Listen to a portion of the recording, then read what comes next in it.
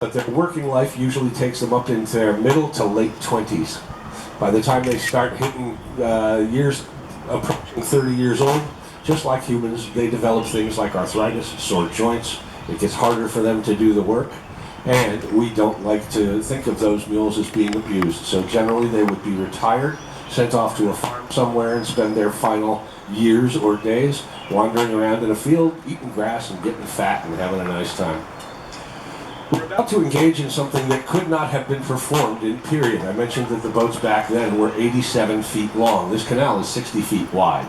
Don't turn around in it. This boat was built specifically short enough to be able to execute a turn on the canal. If you wanted to do that with boats in period, you'd have to leave the canal through a lock at either end and turn out on the riverbank, on the river further out where it was wide enough to turn your boat around. But Lucas, pushing our tiller over to the right, is going to start us on a left-hand turn. Once we get a little ways into the turn, the mules will start walking back the other way. They'll give us a tug to help us complete our turn, and then they'll stop. And once the boat is in a position that Lucas is happy with, he'll wave out to the mule tenders, and that'll be their signal to start moving up in the other direction towards the lock tender's house, which is our next destination.